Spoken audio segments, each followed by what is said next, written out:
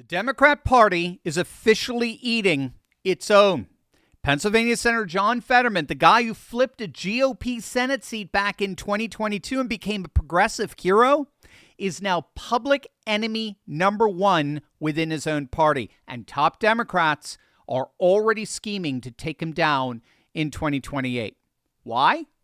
Because he committed the unpardonable sin. He exposed his own party live on stage, and now the party of tolerance can't tolerate him anymore.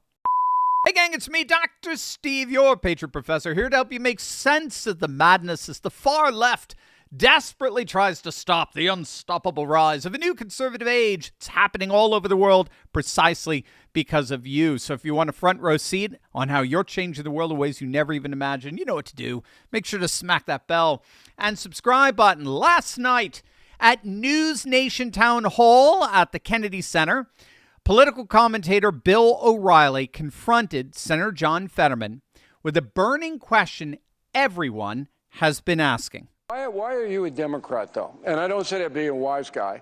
You support Israel, correct? Yeah, well, okay. I do, and that's been isolating too. All right, but look, you support Israel, and the progressives don't, generally speaking. You are for a very rigorous defense against Putin in Ukraine, correct? You want to stop him, right? Oh, yeah, of course. I mean, I would fully support. In fact, I just on social media, I encourage President Trump to provide tomahawks to the Ukrainians. Okay. I mean, it's like he is probably the only person in the world that could end this terrible war. And I think, why can't we all agree that's necessary? You're not a wild spender. You want to get the debt under control. So why are you Democrat? Your party is against you on all three of those issues.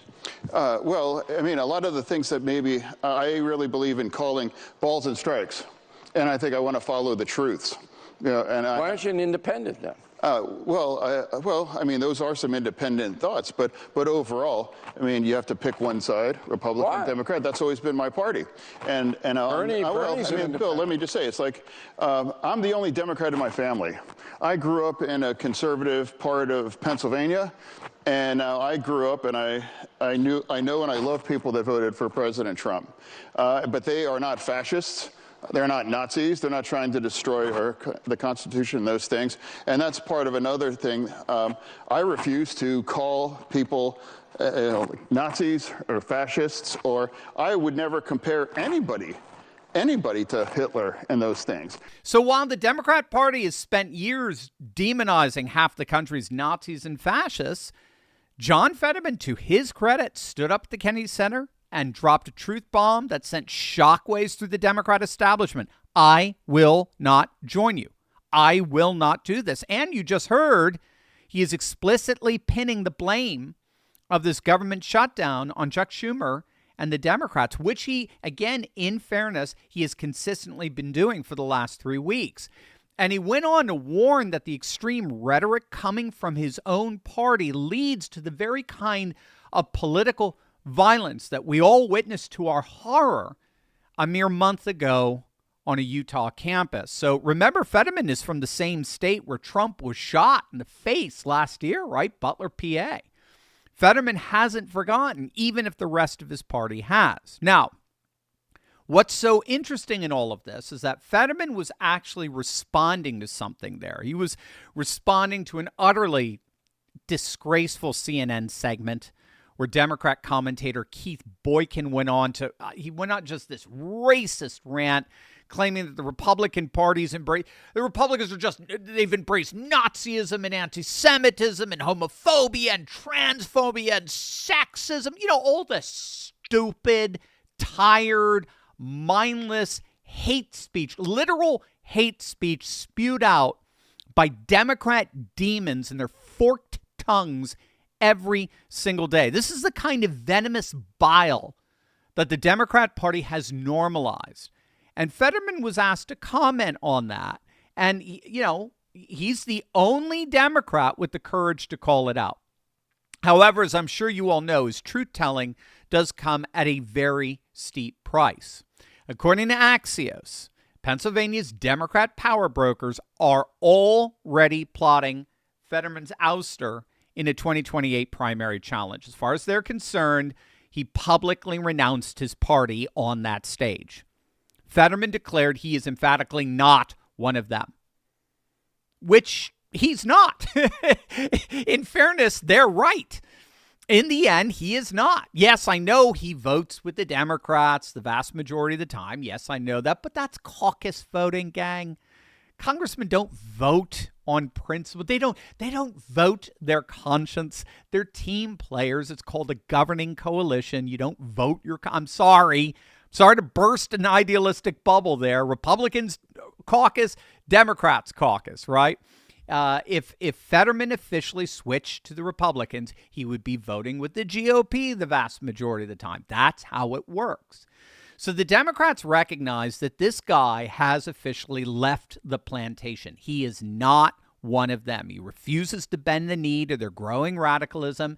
And so it's being widely reported as of this morning, after Democrat operatives heard what you just heard from live on that stage, they are preparing to take him out. His fellow Pennsylvania Democrat, Brendan Boyle, is openly calling Fetterman Trump's favorite Democrat and accusing him of going to Mar-a-Lago to kiss the ring. But the irony here is that it is Boyle who's really objectively kissing a ring here. And you won't believe whose. Every week, like clockwork, I show up for the Courageous Patriot Club family. On Monday nights, we gather for an hour of real talk, live, uncensored Q&A, the stuff I can't say anywhere else, and even some spontaneous giveaways. You get the inside scoop, and you're heard. Then on Thursdays, it's Turley Walks. 10 to 15 minutes of me sharing thoughts wherever I happen to be. No filters, no notes. It's personal, it's honest, and it's a community for courageous patriots like you. Now, if you're ready to thrive in truth, in fellowship, and in freedom, come join us for as low as $10 per month. Visit turley.pub/club or scan the QR code and sign up today. The sad reality is that Fetterman's approval rating among Democrats has cratered. There's no way around that. I mean, it's absolutely imploded. It's gone from 80% last year to just 33% today, with 54% of Pennsylvania Democrats now disapproving of his job performance. By contrast, Fetterman has a 62% approval among Republicans in his state. So he's popular with the people, but he's being punished by the party bosses for refusing to toe the line. And again, if you think it through, what exactly has Fetterman done to earn that wrath? Well, he's been a staunch supporter of Israel, displaying hostage posters outside his Senate office for 2 years until every hostage came home. He's refused to join Chuck Schumer's obstructionist games to keep the government shut down. He's been one of only 2 Democrats consistently voting to reopen the government. And he's called for lowering the temperature and ending the toxic rhetoric that's tearing the country apart. You know, these are the things he was talking about from the stage last night. But I got to say, I think what's really getting Fetterman excommunicated from his party is that he is openly admitting that this is Schumer's shutdown. He is openly admitting that his party is the one that has shut down the government. They're the ones making the $1.5 trillion demand that involves funding the health care of illegal migrants. And I think that is the real reason he's being eliminated here, which frankly means then, if you think it through, that his ouster from the Democrat Party is a further admission. It is an admission that the Democrats are dying. They are dying as a viable political party. And the key to that admission is that dying political parties inexorably embrace their most radical wing. That's the ring that this lunatic leftist Pennsylvania Democrat who hates Fetterman is accusing him of kissing Trump's ring. That's the radical ring he's kissing. That guy is kissing AOC's ring. That guy is kissing Mamdani's ring. That guy is kissing Jasmine Crockett's ring. Dying political parties inevitably embrace the most radical wing of their party because they're the only ones who continue to give the party the time of day.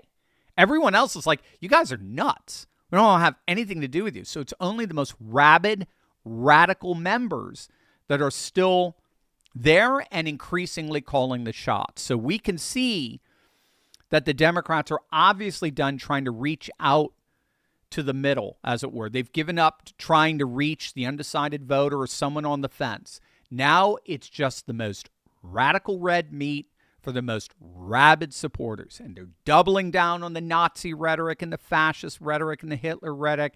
And anyone who doesn't kiss that ring is politically ostracized by definition. And that is exactly what John Fetterman is finding out.